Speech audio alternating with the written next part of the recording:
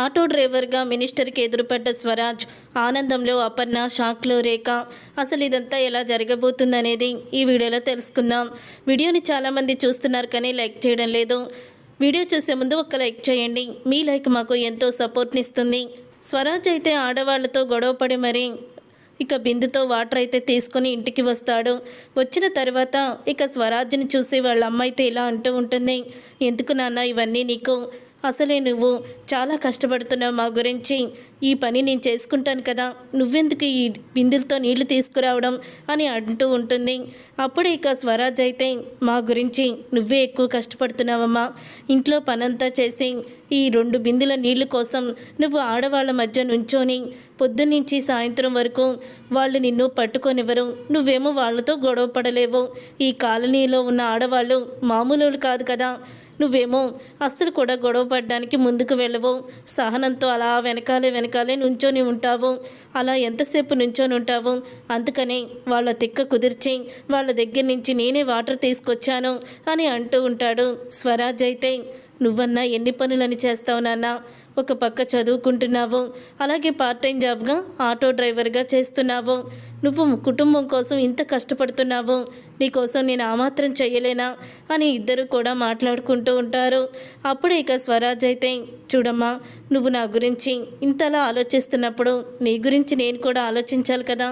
సరే, నాకు డ్యూటీకి టైం అవుతుంది, నేను ఆటోకి డ్యూటీకి వెళ్ళాలి, వస్తాను అని స్వరాజ్ అయితే ఇక వెళ్ళిపోతాడు. అలా స్వరాజ్ వెళ్ళిపోయిన తర్వాత అప్పుడు ఇక స్వరాజ్ వాళ్ళ అమ్మ అయితే అంటూ ఉంటుంది పక్కనే ఉన్న తన భర్తతో, ఏ జన్మలో రుణమోనండి, గాయాలతో మనకి దొరికి మన కన్నబిడ్డ అయిపోయాడు. కన్న తల్లిదండ్రుల్ని చూసినట్టే మనల్ని చూస్తున్నాడు. తనకి గతం ఇంకా ఇప్పటికీ కూడా గుర్తుకు రాలేదు అని అంటూ ఉంటుంది. లక్ష్మి అయితే, అప్పుడే నువ్వు చెప్పింది లక్ష్మి నిజమే. నిజంగా వీడు పెద్దయిన తర్వాత మనకి చేదోడు వాదోడుగా ఉంటున్నాడు, మనల్ని బాగా చూసుకుంటున్నాడు. నిజంగా ఏ జన్మలో రుణమో మంది అని అంటూ ఉంటాడు. తర్వాత ఇక స్వరాజ్ అయితే ఆటో తీసుకొని డ్రైవర్గా ఇక ఆటోని నడుపుకుంటూ ఉంటాడు. ఇంతలో మినిస్టర్ అలాగే మినిస్టర్ భార్య ఇద్దరు కూడా గుడికైతే బయలుదేరుతారు. అలా గుడికి బయలుదేరిన తర్వాత అప్పుడే మినిస్టర్ భార్య తులసి ఇలా అంటూ ఉంటుంది మినిస్టర్తో, ఏవండి, ఆ రోజు మన పాపని కావ్య మనకి ప్రాణాలతో ఇచ్చింది, కానీ ఈరోజు మనం కావ్యకి పుట్టిన ఇందుని మాత్రం పట్టించుకోవడం లేదు. ఇందుని ఆ ఇంట్లో పని మనిషి కన్నా హీనంగా చూస్తుంది ఆ రుద్రాని కూతురు రేఖ. మనం వెళ్ళి మాట్లాడితే మనల్ని కూడా ఎదిరించేస్తుంది. వాళ్ళకి భయపడి అపర్ణ గారు కూడా మనల్ని ఇక ఆ ఇంటికి రావద్దని చెప్పారు. పాపం, నాకు వాళ్ళని చూస్తుంటే జాలేస్తుందండి అని అంటూ ఉంటే, అవును తులసి, నువ్వు చెప్పింది కూడా నిజమే అని అంటూ ఉంటాడు మినిస్టర్ అయితే. అప్పుడే, ఎలాగైనా సరే మనం ఇందుని కాపాడాలండి. కావ్య మన బిడ్డని ప్రాణాలతో మనకి ఇచ్చింది. ఆ రోజు మీరు తనకి చేసిన ద్రోహం కూడా తెలుసుకొని ఎప్పుడూ కూడా మనల్ని శిక్షించాలని అనుకోలేదు. పైగా మన బిడ్డని తన కన్న బిడ్డగా చూసుకొని పాలిచ్చి పెంచి ప్రాణాలని నిలబెట్టింది. కానీ కావ్య కూతుర్ని మనం కాపాడలేకపోతున్నాం అని అంటూ తులసి బాధపడుతూ ఉంటే, రుద్రాని మాటలు విని ఆ రోజు కావ్యరాజుల విషయంలో నేను తప్పు చేశాను, కానీ ఆ తప్పుని సరిదిద్దుకునేందుకు దుగ్గిరాల చారిటబుల్ ట్రస్ట్ని నా చేతిలోకి పెట్టి నాకు చేసిన పాపానికి ప్రాయశ్చిత్తం పొందేలా చేశాడు రాజ్. కానీ తన కూతుర్ని మాత్రం నేను ఆ రేఖ నుంచి కాపాడలేకపోతున్నాను. ఆ రుద్రాని కోపంతో ఇక దుగ్గిరాల కుటుంబాన్ని నాశనం చేసింది. ఆ భగవంతుడు ఆ పిల్లలిద్దరినీ, అపర్ణ గారిని, సుభాష్ గారిని ప్రాణాలతో దక్కించారు. కానీ ఇప్పుడు వాళ్ళు ఆ ఇంట్లో బానిసగా బతుకుతున్నారు. ఇందుకి 25 సంవత్సరాలు వచ్చాయి. ఇప్పుడు ఆస్తి రాయించుకోవడానికి రేఖ ఎంతకైనా తెగిస్తుంది. మరో నెల రోజుల పాటులో తన ఆస్తి తనకి దక్కించుకునేలా ఏదో ఒక ప్లాన్ చేస్తుంది రేఖ. ఈ లోపలే మనం ఏదోటి చెయ్యాలి అని అంటూ ఉంటాడు. అవునండి, కావ్యకి రాజు మనకి చేసిన ఎంతో సహాయాన్ని మనం మర్చిపోకూడదు. మీరు వాళ్ళ కూతురికి ఎలాగైనా సరే న్యాయం జరగాల్సిందే, ఆ రేఖకి బుద్ధి చెప్పాల్సిందే అని అంటూ ఉంటుంది తులసి. సరే తులసి, నేను చూసుకుంటాను, పద గుడికి వెళ్దామని ఇద్దరు గుడికి వెళ్ళిక బయటికి వస్తారు. తులసి, నాకు కాస్త పనుంది, నువ్వు ఇంకో కారు తెప్పించాను, దాంట్లో వెళ్ళిపో, నాకు అర్జెంటుగా ఒక పని తగిలింది, సరేనండి, తొందరగా వచ్చేయండి తులసి అయితే వెళ్ళిపోతుంది. అలా తులసి వెళ్ళిపోయిన తర్వాత అప్పుడు ఇక మినిస్టర్ అయితే కారులో వస్తూ ఉండగా ఇంతలో ఇక స్వరాజ్ ఆటో మినిస్టర్ కార్ని ఢీకొంటుంది. దాంతో ఇక మినిస్టర్ డ్రైవర్ అయితే కిందకి దిగి, ఏంటి కళ్ళు కనిపించడం లేదా, చూడు కారుకి ఎలా గీత పడిందో, అయినా ఇలాగ వచ్చేస్తే ఎలా కుదురుతుంది అని అంటూ డ్రైవర్ స్వరాజ్తో గొడవ పెట్టుకుంటాడు. అప్పుడు ఇక స్వరాజ్ అయితే, ఏంటయ్యా రాంగ్ రూట్లో వచ్చింది నువ్వు, నన్నంటావేంటి అని స్వరాజ్ అయితే డ్రైవర్ మీద గొడవ పెట్టుకుంటాడు.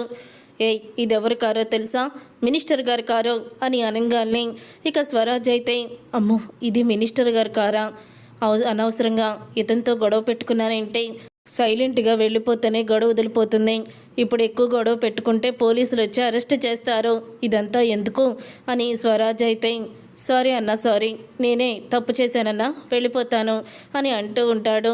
ఇంతలో మినిస్టర్ ఏంటి గొడవ అంటూ ఇక కిందకైతే దిగుతాడు.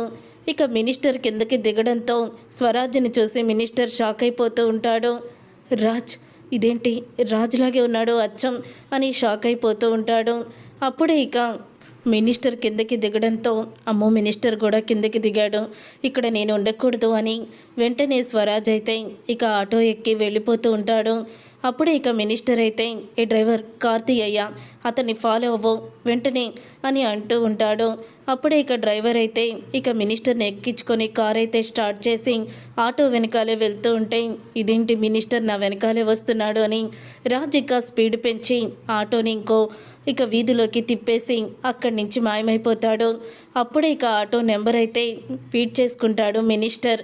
ఆటో నెంబర్ ఫీడ్ చేసుకున్న తర్వాత, అచ్చం రాజులాగే ఉన్నాడేంటి, ఒకసారి రాజు నాతో అన్నాడు నాకు మేనల్లుడున్నాడు, నా మేనల్లుడు అచ్చం నాకులాగే ఉంటాడని, ఆ రోజు ప్రమాదంలో వాళ్ళ మేనల్లుడు డెడ్ బాడీ కూడా దొరకలేదని అపర్ణ గారు చెప్పారు, ఎక్కడో నా మనవడు బ్రతికి ఉన్నాడేమో కూడా అని అన్నారు. అంటే స్వరాజే ఇప్పుడు రాజు రూపంలో ఉన్నాడనమాట. ఈ విషయం వెంటనే నేను అపర్ణ గారికి చెప్పాలి అని మినిస్టర్ అయితే ఇక ఇంటికి వెళ్తాడు. అప్పుడే బయట గార్డెన్కి మొక్కలకి నీళ్లు పెడుతూ ఉంటుంది అపర్ణ.